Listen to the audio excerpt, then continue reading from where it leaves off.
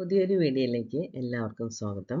പ്രകാശത്തെക്കുറിച്ചുള്ള ക്ലാസ്സാണ് ഞാനിന്ന് ഈ വീഡിയോയിൽ ഉൾപ്പെടുത്തിയിരിക്കുന്നത്. പ്രകാശത്തെക്കുറിച്ച് എല്ലാ പി എസ് സി ക്വസ്റ്റ്യൻസിലും നമ്മൾ നിരന്തരം കണ്ടുവരുന്ന ക്വസ്റ്റ്യൻസുകളാണ്. അപ്പോൾ ഇത് സ്കിപ്പ് ചെയ്യാതെ അവസാനം വരെ കാണുക. നമുക്ക് ക്ലാസ്സിലേക്ക് കടക്കാം. പ്രകാശ പ്രതിഭാസങ്ങൾ. പ്രകാശ പ്രതിപതനം, റിഫ്ലക്ഷൻ ഓഫ് ലൈറ്റ്. ഞാൻ വളരെ ഇമ്പോർട്ടൻ്റ് ആയത് മാത്രമേ ഇതിൽ ഉൾപ്പെടുത്തിയിട്ടുള്ളൂ കേട്ടോ. പ്രകാശ പ്രതിപതനം അല്ലെങ്കിൽ റിഫ്ലക്ഷൻ ഓഫ് ലൈറ്റ്. വസ്തുക്കളുടെ ഉപരിതലങ്ങളിൽ തട്ടി പ്രകാശരശ്മികൾ അതേ മാധ്യമത്തിലേക്ക് തന്നെ തിരിച്ചു വരുന്നതാണ് പ്രകാശ പ്രതിപതനം എന്ന് പറയുന്നത്. പ്രകാശ പ്രതിപതനം അല്ലെങ്കിൽ റിഫ്ലക്ഷൻ ഓഫ് ലൈറ്റ്. ഇത് രണ്ട് തരത്തിലുണ്ട്. ഒന്ന് ക്രമപ്രതിപതനവും അല്ലെങ്കിൽ റെഗുലർ റിഫ്ലക്ഷനും. രണ്ടാമത്തത് വിസരിത പ്രതിപതനവും, irregular reflection or scattered reflection. അപ്പോൾ പ്രകാശ പ്രതിപതനത്തെക്കുറിച്ച് അതൊന്ന് ഇംഗ്ലീഷ് ട്രാൻസ്ലേറ്റ് ചെയ്ത് തരാം മലയാളം അറിയാത്തവർക്ക് വേണ്ടിയിട്ട്. Reflection of light is the process by which light rays bounce off the surface of object and return to the same medium. That is what is called reflection of light. There are two types of reflection of light. One is regular reflection, other is irregular reflection or scattered reflection. ആദ്യത്തെ ക്രമപ്രതിപതനത്തെക്കുറിച്ച് നമുക്ക് നോക്കാം. Regular reflection. പ്രകാശം മിനുസമാർന്ന പ്രതലങ്ങളിൽ തട്ടി ക്രമമായി പ്രതിപതിക്കുന്നതാണ് ക്രമപ്രതിപതനം. അതായത് പ്രകാശം മിനുസമുള്ള പ്രതലങ്ങളിൽ തട്ടിയിട്ട് അതേപോലെ തന്നെ ക്രമമായിട്ട് റിഫ്ലക്റ്റ് ചെയ്യുന്നതാണ് ക്രമപ്രതിപതനം അല്ലെങ്കിൽ റെഗുലർ റിഫ്ലക്ഷൻ. ക്രമപ്രതിപതനം നടക്കുന്ന പ്രതലങ്ങളിൽ പ്രതിബിംബം രൂപപ്പെടും. അത് നമ്മൾ പ്രതിബിംബം കാണുന്നത്. ക്രമപ്രതിപതനം നടക്കുന്ന പ്രതലങ്ങളെ ദർപ്പണങ്ങൾ എന്ന് വിളിക്കുന്നു. കണ്ണാടി, മിറേഴ്സ്. അപ്പോൾ നമ്മൾ കണ്ണാടിയിൽ നമ്മളുടെ രൂപം നോക്കുമ്പോൾ അതുപോലെ തന്നെ കാണുന്നില്ലേ? അതെന്താണ് അവിടെ സംഭവിക്കുന്നത്? റെഗുലർ റിഫ്ലക്ഷനാണ്. ഇനി അടുത്തത് വിസരിത പ്രതിപതനം അല്ലെങ്കിൽ irregular reflection or scattered reflection. പരുക്കൻ പ്രതലങ്ങളിൽ തട്ടി പ്രകാശം ക്രമരഹിതമായി പ്രതിപതിക്കുന്നത്. അതായത് പരുക്കൻ പ്രതലങ്ങൾ തട്ടിയിട്ട് പ്രകാശം ഇറഗുലറായിട്ട് റിഫ്ലക്റ്റ് ചെയ്യുന്നതാണ് ഇറഗുലർ റിഫ്ലക്ഷൻ. ഇത്തരം പ്രതലങ്ങളിൽ പ്രതിബിംബം രൂപപ്പെടില്ല. കാർഡ്ബോർഡിലും ചുവരിലും നടക്കുന്നത് വിസരിത പ്രതിപതനമാണ്. PSCക്ക് ചോദിച്ചിട്ടുണ്ട് കേട്ടോ ഇത് എന്താണെന്ന്. കാർഡ്ബോർഡിലും ചുവരിലും നടക്കുന്ന പ്രതിപതനം ഏതാണെന്ന് ചോദിച്ചിട്ടുണ്ട്. അതാണ് വിസരിത പ്രതിപതനം. പകൽ നേരം മുറിക്കുള്ളിൽ വെളിച്ചം ലഭിക്കാൻ കാരണമാകുന്നത് വിസരിത പ്രതിപതനമാണ്. അപ്പോൾ ക്രമപ്രതിപതനം എന്താണെന്നും വിസരിത പ്രതിപതനം എന്താണെന്നും നമ്മൾ പഠിച്ചു. അടുത്തത് പ്രതിപതന നിയമങ്ങൾ, ലോ ഓഫ് റിഫ്ലക്ഷൻസ്. മിനുസമുള്ള പ്രതലങ്ങളിൽ തട്ടി പ്രകാശം പ്രതിപതിക്കുമ്പോൾ പതനകോണും പ്രതിപതനകോണും തുല്യമായിരിക്കും. ആംഗിൾ ഓഫ് ഇൻസിഡൻസും ആംഗിൾ ഓഫ് റിഫ്ലക്ഷനും സെയിം ആയിരിക്കും. When light strikes a smooth surface, the angle of incidence and the angle of reflections are equal. രണ്ടാമത്തെ ലോയാണ് പതനരശ്മിയും പ്രതിപതന രശ്മിയും പതന ബിന്ദുവിലേക്ക് പ്രതിപതന തലത്തിന് വരയ്ക്കുന്ന ലംബവും ഒരേ തലത്തിലായിരിക്കും. പതനരശ്മി എന്ന് പറഞ്ഞാൽ ഇൻസിഡന്റ് റേ, പ്രതിപതന രശ്മി എന്ന് പറഞ്ഞാൽ റിഫ്ലക്റ്റഡ് റേ. അത് പതന ബിന്ദുവിലേക്ക് പ്രതിപതന തലത്തിനെ വരയ്ക്കുന്ന ലംബവും ഒരേ തലത്തിലായിരിക്കും. എന്ന് പറഞ്ഞാൽ the incident ray, the reflected ray and the perpendicular drawn to the plane of reflection at the point of incidence are the same plane. ഈ രണ്ട് നിയമങ്ങളാണ് ലോ ഓഫ് റിഫ്ലക്ഷൻസിൽ പറയുന്നത്. അടുത്തത് മിറേഴ്സ് അല്ലെങ്കിൽ ദർപ്പണങ്ങൾ. ക്രമപ്രതിപതനം നടക്കുന്ന പ്രതലങ്ങളാണ് ദർപ്പണങ്ങൾ എന്ന് നമ്മൾ നേരത്തെ പഠിച്ചു. ഈ ദർപ്പണങ്ങൾ മൂന്നായിട്ട് തിരിക്കാം. 3 തരം ദർപ്പണങ്ങളാണ് ഉള്ളത്. സമതല ദർപ്പണം. പ്രതിപതന തലം സമതലമായ ദർപ്പണങ്ങളാണ് സമതല ദർപ്പണങ്ങൾ. സമതല ദർപ്പണത്തിൽ വസ്തുവിൻ്റെ അതേ വലുപ്പമുള്ള പ്രതിബിംബമാണ് രൂപപ്പെടുക. എക്സാമ്പിളായിട്ട് കണ്ണാടി. കണ്ണാടി സമതല ദർപ്പണത്തിന് എക്സാമ്പിളാണ്. Mirrors are surfaces that reflect light. Mirrors can be divided into 3 types based on the surface. Plane mirror. Plane mirrors are mirrors whose reflection plane is flat. A plane mirror forms an image of the same size as the object. ദർപ്പണത്തിൽ നിന്ന് വസ്തുവിലേക്കുള്ള അകലവും ദർപ്പണത്തിൽ നിന്ന് പ്രതിബിംബത്തിലേക്കുള്ള അകലവും തുല്യമായിരിക്കും. എന്താണ്? ദർപ്പണത്തിൽ നിന്ന്, കണ്ണാടിയിൽ നിന്ന് വസ്തുവിലേക്കുള്ള അകലവും കണ്ണാടിയിൽ നിന്ന് പ്രതിബിംബത്തിലേക്കുള്ള അകലവും തുല്യമായിരിക്കും. The distance from the mirror to the object will be the same as the distance from the mirror to the image. അടുത്തത് പ്രതിബിംബം മിഥ്യയായിരിക്കും. പ്രതിബിംബം മിഥ്യ. The image will be the virtual ആയിരിക്കും. The image will be virtual. Next, പ്രതിബിംബത്തിന് പാർശ്വിക വിപരീയം സംഭവിച്ചിരിക്കും. The image will have undergone lateral inversion. പ്രതിബിംബത്തിന് പാർശ്വിക വിപരീയം സംഭവിച്ചിരിക്കും. അടുത്തത് ആവർത്തന നിയമം. ആവർത്തന പ്രതിബിംബം അല്ലെങ്കിൽ റിപ്പീറ്റഡ് ഇമേജ്. 2 ദർപ്പണങ്ങൾ അരികുകൾ ചേർന്ന് വരുന്ന വിധം ക്രമീകരിച്ചാൽ അവയ്ക്കിടയിൽ പല കോണളവ് ആണെങ്കിലും പ്രതിബിംബങ്ങളുടെ എണ്ണം = 360/θ-1 ആയിരിക്കും. അതൊരു നിയമമാണ് കേട്ടോ.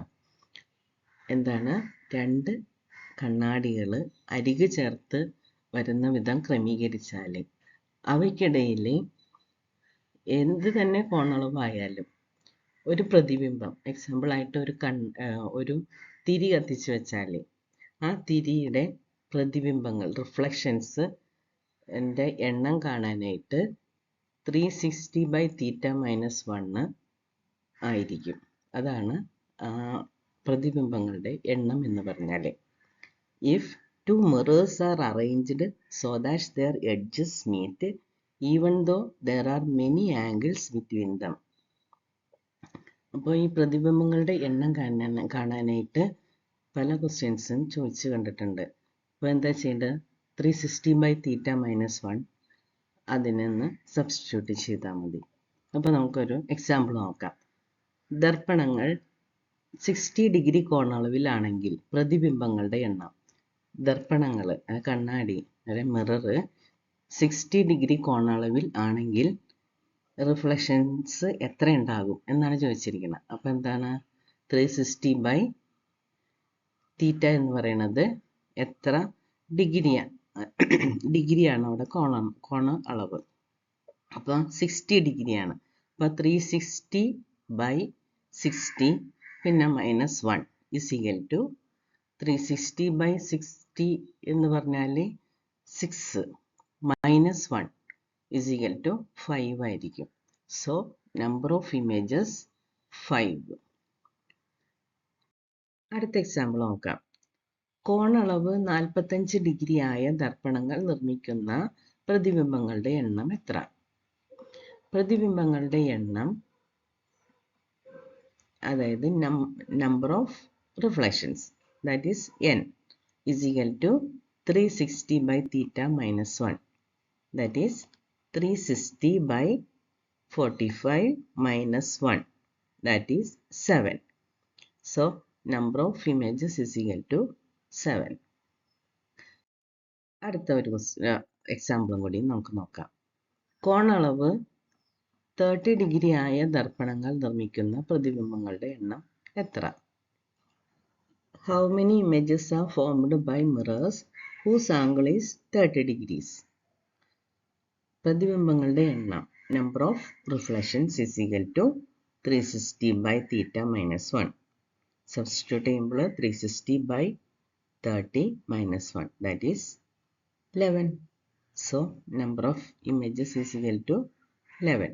ഇങ്ങനത്തെ ക്വസ്റ്റ്യൻസ് ധാരാളം കണ്ടിട്ടുണ്ട്. അപ്പോൾ അതുകൊണ്ട് ഇത് സോൾവ് ചെയ്യാൻ പഠിച്ചിരിക്കണം കേട്ടോ. അടുത്തത്, സമതല ദർപ്പണത്തിൻ്റെ ഉപയോഗങ്ങൾ. പ്ലെയിൻ മിറേഴ്സ് എന്തിനെല്ലാം നമ്മൾ ഉപയോഗിക്കുന്നു? മുഖം നോക്കുന്നതിന് ഉപയോഗിക്കുന്നത് സമതല ദർപ്പണങ്ങളാണ്. പെരിസ്കോപ്പിലും സമതല ദർപ്പണങ്ങൾ ഉപയോഗിക്കുന്നു. ഇനി ഗോളീയ ദർപ്പണങ്ങൾ. Spherical mirrors. പ്രതിപതന തലം ഒരു ഗോളത്തിൻ്റെ ഭാഗമായ ദർപ്പണങ്ങളാണ് ഗോളീയ ദർപ്പണങ്ങൾ. കോൺവെക്സ് ദർപ്പണവും കോൺകേവ് ദർപ്പണവും ഗോളീയ ദർപ്പണങ്ങളാണ്. Spherical mirrors are mirrors whose planes of reflection is part of a sphere. Convex mirror and concave mirrors are spherical mirror. Convex ദർപ്പണം അല്ലെങ്കിൽ കോൺവെക്സ് മിറർ. പ്രതിപതന തലം പുറത്തേക്ക് വളഞ്ഞ ദർപ്പണങ്ങളാണ് കോൺവെക്സ് ദർപ്പണം. പ്രതിപതന തലം പുറത്തേക്ക് വളഞ്ഞ ദർപ്പണങ്ങൾ. If the outer side of the spherical mirror is reflecting, it is called a convex mirror. ഇനി concave mirror. പ്രതിപതന തലം ഉള്ളിലേക്ക് വളഞ്ഞ ദർപ്പണങ്ങളാണ് concave mirrors. If the inner side of the spherical mirror is reflecting, it is called a concave mirror. Concave ദർപ്പണം രൂപവൽക്കരിക്കുന്ന പ്രതിബിംബങ്ങൾ. വളരെ അകലെയുള്ള വസ്തുക്കളുടെ തലകീഴായ ചെറിയ പ്രതിബിംബം ഫോക്കസിൽ രൂപപ്പെടുന്നു. കോൺകേവ് ദർപ്പണത്തിൻ്റെ ഉപയോഗങ്ങൾ എന്തൊക്കെയാണെന്ന് നോക്കാം. ഹെഡ്ലൈറ്റ് റിഫ്ലക്ടർ, സോളാർ കുക്കറിലെ റിഫ്ലക്ടർ, ദന്തിസ്റ്റുകളുടെ കണ്ണാടി, ഷേവിംഗ് മിറർ, മേക്കപ്പ് മിറർ എന്നിവ ഇതിന് ഉദാഹരണങ്ങളാണ്. ഫോക്കസിനും ദർപ്പണത്തിനുമിടയിൽ വസ്തു വന്നാൽ വസ്തുവിൻ്റെ മിഥ്യയും നിവർന്നതും വലുപ്പമുള്ളതുമായ പ്രതിബിംബം രൂപപ്പെടും. ഈ പ്രത്യേകതയാണ് ഷേവിംഗ് മിററിലും മറ്റും ഉപയോഗിക്കുന്നത്. എന്താണ്? ഫോക്കസിനും ദർപ്പണത്തിനുമിടയിൽ വസ്തു വന്നാലേ വസ്തുവിൻ്റെ മിഥ്യയും നിവർന്നതും വലുതുമായ പ്രതിബിംബം രൂപപ്പെടും. ഈ പ്രത്യേകതയാണ് ഷേവിംഗ് മിററിലും മറ്റും ഉപയോഗിക്കുന്നത്. If the object comes between the focus and the mirror, an imaginary, upright and large image of the object is formed. This feature is used in shaving mirrors and others. Convex ദർപ്പണത്തിൻ്റെ ഉപയോഗം എന്താണെന്ന് നോക്കാം. വസ്തു convex ദർപ്പണത്തിന് മുൻപിൽ എവിടെയായിരുന്നാലും ദർപ്പണത്തിൽ രൂപപ്പെടുന്ന പ്രതിബിംബം എപ്പോഴും വസ്തുവിനേക്കാൾ ചെറുതും നിവർന്നതും മിഥ്യയുമായിരിക്കും. മറ്റ് ദർപ്പണങ്ങളെ അപേക്ഷിച്ച് കോൺവെക്സ് ദർപ്പണത്തിന് വീക്ഷണ വിസ്തൃതി കൂടുതലാണ്. അതുകൊണ്ട് തന്നെ കോൺവെക്സ് ദർപ്പണം വാഹനങ്ങളിലെ റിയർ വ്യൂ മിററായി ഉപയോഗിക്കുന്നു. റോഡുകളിലെ വളവുകളിലെ കണ്ണാടിയും കോൺവെക്സ് ദർപ്പണമാണ്. തെരുവ് വിളക്കുകളുടെ റിഫ്ലക്ടറായും ഇത് ഉപയോഗിക്കുന്നു. അടുത്തത് അപവർത്തനം, റിഫ്രാക്ഷൻ. പ്രകാശത്തിൻ്റെ മറ്റൊരു പ്രതിഭാസമാണ് അപവർത്തനം. പ്രകാശം ശൂന്യതയിലൂടെയും മാധ്യമങ്ങളിലൂടെയും നേർരേഖയിലാണ് സഞ്ചരിക്കുക. പ്രകാശം പ്രകാശിക സാന്ദ്രതയിൽ വ്യത്യാസമുള്ള ഒരു മാധ്യമത്തിൽ നിന്ന് മറ്റൊരു മാധ്യമത്തിലേക്ക് ചരിഞ്ഞ് പതിക്കുമ്പോൾ മാധ്യമങ്ങളുടെ വിഭജന തലത്തിൽ വെച്ച് പ്രകാശരശ്മിയുടെ പാതയ്ക്ക് വ്യതിയാനം സംഭവിക്കും. ഇതാണ് അപവർത്തനം, റിഫ്രാക്ഷൻ എന്ന് പറയുന്നത്. മാധ്യമങ്ങളിലൂടെയുള്ള പ്രകാശത്തിൻ്റെ പ്രവേഗം വ്യക്തമാക്കുന്നതാണ് അപവർത്തനത്തിന് കാരണം. അപ്പം എന്താണ്? പ്രകാശം പ്രകാശിക സാന്ദ്രതയിൽ വ്യത്യാസമുള്ള ഒരു മാധ്യമത്തിൽ നിന്ന് മറ്റൊരു മാധ്യമത്തിലേക്ക് ചരിഞ്ഞു പതിക്കുമ്പോൾ മാധ്യമങ്ങളുടെ വിഭജന തലത്തിൽ വെച്ച് പ്രകാശരശ്മിയുടെ പാതയ്ക്ക് വ്യതിയാനം സംഭവിക്കും. ഇതിനെയാണ് റിഫ്രാക്ഷൻ എന്ന് പറയുന്നത്, അപവർത്തനം എന്ന് പറയുന്നത്. പൂർണ്ണാന്തര പ്രതിപതനം, ടോട്ടൽ ഇന്റേണൽ റിഫ്ലക്ഷൻ. അക്വേറിയത്തിൻ്റെ അടിത്തട്ട് ജലോപരിതലത്തിൽ കാണാറില്ലേ? ഇതിന് കാരണമായ പ്രതിഭാസമാണ് പൂർണ്ണാന്തര പ്രതിപതനം. പ്രകാശ സാന്ദ്രത കൂടിയ മാധ്യമത്തിൽ നിന്നും പ്രകാശ സാന്ദ്രത കുറഞ്ഞ മാധ്യമത്തിലേക്ക് പ്രകാശം സഞ്ചരിക്കുമ്പോൾ മാധ്യമത്തിൻ്റെ സമ്പർക്ക തലത്തിൽ വെച്ച് പ്രകാശം ഭാഗികമായി പ്രതിപതനത്തിന് വിധേയമാകുകയും ഭാഗികമായി അപവർത്തനത്തിന് വിധേയമാകുകയും ചെയ്യുന്നു. ഇങ്ങനെയുള്ള പ്രതിപതനത്തെയാണ് പൂർണ്ണ ആന്തരിക പ്രതിപതനം അല്ലെങ്കിൽ ടോട്ടൽ ഇന്റേണൽ റിഫ്ലക്ഷൻ എന്ന് പറയുന്നത്. ഒപ്റ്റിക്കൽ ഫൈബർ കേബിളുകളിൽ അതിവേഗതയിൽ വിവരവിനിമയത്തിന് സഹായിക്കുന്ന പ്രകാശ പ്രതിഭാസമാണ് പൂർണ്ണ ആന്തരിക പ്രതിഫലനം. എൻഡോസ്കോപ്പിയിൽ ഉപയോഗപ്പെടുത്തിയിരിക്കുന്ന പ്രകാശ പ്രതിഭാസമാണ് പൂർണ്ണാന്തരിക പ്രതിഫലനം. വജ്രത്തിന്റെ തിളക്കത്തിന് കാരണം പൂർണ്ണാന്തരിക പ്രതിഫലനം. ഈ മൂന്നും PSCക്ക് ചോദിച്ചിട്ടുള്ളതാണ്. ഒപ്റ്റിക്കൽ ഫിംഗർ പ്രിന്റ് സംവിധാനത്തിലും ഓട്ടോമാറ്റിക് റെയിൻ സെൻസറുകളിലും ഉപയോഗപ്പെടുത്തിയിരിക്കുന്നതും പൂർണ്ണാന്തരിക പ്രതിഫലനമാണ്. ഒപ്റ്റിക്കൽ ഫൈബർ എന്നാൽ എന്ത്? ഒപ്റ്റിക്കൽ ഫൈബർ എന്ന് പറഞ്ഞാൽ പ്ലാസ്റ്റിക് കൊണ്ടോ സിലിക്ക ഗ്ലാസ് കൊണ്ടോ നിർമ്മിക്കുന്ന ഫ്ലെക്സിബിൾ ആയ ഒരു തരം നാരാണ് ഒപ്റ്റിക്കൽ ഫൈബർ. ഈ ഒപ്റ്റിക്കൽ ഫൈബർ ഒപ്റ്റിക്സിന്റെ പിതാവ് എന്നറിയപ്പെടുന്നത് നരീന്ദർ സിംഗ് കബാനിയാണ്. ഇമ്പോർട്ടൻ്റ് ആണ് കേട്ടോ. ഫൈബർ ഒപ്റ്റിക്സിന്റെ പിതാവ് എന്നറിയപ്പെടുന്നത് നരീന്ദർ സിംഗ് കബാനി. ഇനി മഴവിൽ എന്താണെന്ന് നോക്കാം. രാവിലെയോ വൈകുന്നേരമോ സൂര്യന് അഭിമുഖമായ ദിശയിൽ കാണപ്പെടുന്ന പ്രകാശ ദൃശ്യമാണ് മഴവില്ല്. പ്രകീർണനം, അപവർത്തനം, പൂർണ്ണാന്തരിക പ്രതിഫലനം എന്നീ പ്രകാശ പ്രതിഭാസങ്ങളുടെ ഫലമാണ് മഴവില്ലുണ്ടാകുന്നത്. ഈ മൂന്ന് പ്രക്രിയയും അവിടെ നടക്കുന്നുണ്ട്. മഴവില്ലിൽ ഏറ്റവും മുകളിൽ കാണപ്പെടുന്ന നിറമാണ് ചുവപ്പ്. PSC പരീക്ഷയ്ക്ക് ഈ മഴവില്ലിനെ കുറിച്ച് ഏതെങ്കിലും ഒരു ക്വസ്റ്റ്യൻ ഉറപ്പാണ് കേട്ടോ. ഇതൊക്കെ പല പ്രാവശ്യം ചോദിച്ചിട്ടുള്ള ക്വസ്റ്റ്യനാണ്. മഴവില്ലിൽ ഏറ്റവും മുകളിൽ കാണപ്പെടുന്ന നിറം ചുവപ്പ്. മഴവില്ലിന്റെ മധ്യഭാഗത്ത് കാണപ്പെടുന്ന നിറം പച്ചയാണ്. മഴവില്ലിന്റെ ഏറ്റവും താഴെ കാണപ്പെടുന്ന നിറം വയലറ്റ്. മഴവില്ലിൽ ചുവപ്പ് നിറം കാണപ്പെടുന്ന കോൺ 42.8 ഡിഗ്രിയാണ്. മഴവില്ലിന്റെ ചുവപ്പ് നിറം കാണപ്പെടുന്ന കോൺ ഡിഗ്രി എത്രയാണ്? 42.8 ഡിഗ്രിയാണ്. മഴവില്ലിൽ വയലറ്റ് നിറം കാണപ്പെടുന്ന കോണ് 40.8 ഡിഗ്രിയാണ്. സൂര്യന്റെ എതിർദിശയിൽ, അതായത് രാവിലെ പടിഞ്ഞാറും വൈകുന്നേരം കിഴക്കും ഭാഗത്താണ് മഴവില്ല് കാണപ്പെടുന്നത്. ഉച്ചസമയത്ത് സൂര്യനിൽ നിന്നുള്ള ലംബരശ്മികൾക്ക് അപവർത്തനം നടക്കാത്തതിനാൽ മഴവില്ല് ഉണ്ടാകുന്നില്ല. അപ്പോൾ ഉച്ചസമയത്ത് എന്തുകൊണ്ടാണ് മഴവില്ല് ഉണ്ടാകാത്തത്? ഉച്ചസമയത്ത് സൂര്യനിൽ നിന്ന് ലംബ ദിശയിലാണ് രശ്മികൾ താഴെ ഭൂമിയിൽ പതിക്കുന്നത്. അപ്പോൾ അവിടെ അപവർത്തനം സംഭവിക്കുന്നില്ല. ഭൂമിയിൽ നിന്ന് നോക്കുമ്പോൾ മഴവില്ല് വൃത്തചാപത്തിലാണ് കാണപ്പെടുന്നത്. വിമാനത്തിൽ നിന്ന് നോക്കുമ്പോൾ മഴവില്ല് വൃത്താകൃതിയിലായിരിക്കും കാണുന്നത്. ഭൂമിയിൽ നിന്ന് നോക്കുമ്പോൾ മഴവില്ല് വൃത്തചാപത്തിലും വിമാനത്തിൽ നിന്ന് നോക്കുമ്പോൾ മഴവില്ല് വൃത്താകൃതിയിലുമാണ് കാണപ്പെടുന്നത്. അപൂർവമായി മാത്രം സംഭവിക്കുന്ന ഒന്നാണ് രണ്ട് മഴവില്ലുകൾ ഉണ്ടാവുക എന്നത്. രണ്ട് മഴവില്ലുകൾ ഉണ്ടാകുന്നത് വളരെ റെയറായിട്ടുള്ള കാര്യമാണ്. ഈ സമയത്ത് രണ്ടാമത് ഉണ്ടാകുന്ന മഴവില്ലിൽ നിറങ്ങൾ തിരിച്ചു കാണപ്പെടുന്നു. അതായത് വയലറ്റ് പുറം ഭാഗത്തും ചുവപ്പ് അകത്തും കാണപ്പെടുന്നു. ഇതോടെ ഈ ഒപ്റ്റിക്സിന്റെ വിഭാഗത്തിൽ നിന്നുള്ള ഇമ്പോർട്ടൻ്റ് ആയിട്ടുള്ള പോയിന്റ്സ് എല്ലാം തീർന്നു. ഇനി അടുത്തൊരു പുതിയ പോർഷനുമായിട്ട് വീണ്ടും വരുന്നത് വരെ താങ്ക് യു ഫോർ വാച്ചിങ്.